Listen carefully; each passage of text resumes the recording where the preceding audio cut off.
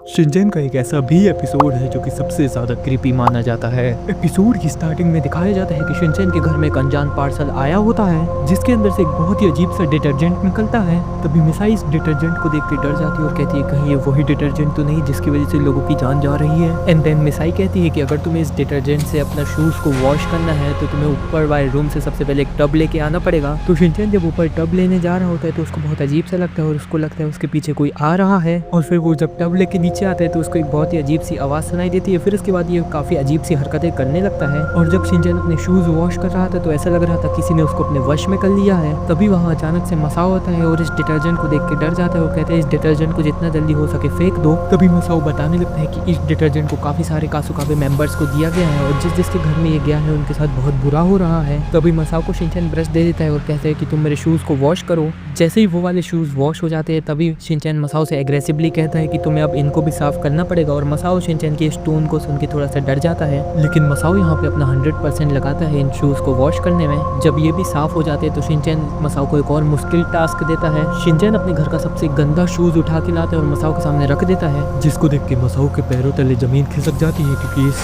Shoes को साफ करना असंभव था। तभी अचानक से शिनचैन मसाओ से हाइट में काफी ज्यादा बड़ा हो जाता है और कहने लगता है कि अगर तुमने ये शूज साफ नहीं किया तो मैं तुम्हें जान से मार दूंगा। लेकिन मसाओ इस शूज को साफ नहीं कर पाता है तो शिनचैन के अंदर का जो डीमन होता है वो काफी ज्यादा गुस्सा हो जाता है और मसाओ पे हमला करने लगता है। तभी अचानक से वो सारा डिटर्जेंट पानी में गिर जाता है और एक आवाज आती है कि तुम्हें ऐसा नहीं करना था। इसके बाद शिनचैन के पूरे घर में झाग ही झाग फैल जाता है और एक बहुत ही अजीब सी चिल्लाने की आवाज आती है। तभी मिसाई घर से बाहर आती है शिनचैन को मारने तो मसाओ बताने लगता है कि यहाँ पे शिनचैन की कोई गलती नहीं है, शिनचैन को किसी ने अपने वश में कर लिया था। उसी दिन की रात को जब नोहारा फैमिली टीवी देख रही होती है तो न्यूज एंकर बताने लगता है कि यही वो आदमी है जिसने पूरे कासुकाबे को ये अजीब सा डिटर्जेंट दिया था। न्यूज एंकर बताता है कि इस आदमी ने उस डिटर्जेंट के अंदर ऐसा केमिकल मिला दिया था कि लोग हेल्यूसिनेट होते थे, गुस्सा होते थे और उन्हें बहुत ही अजीब अजीब सी चीजें दिखती थी और वो एक दूसरे की जान लेने के पीछे भी पड़ जाते थे। और यहीं पे एपिसोड मिस्टीरियसली एंड हो जाता है।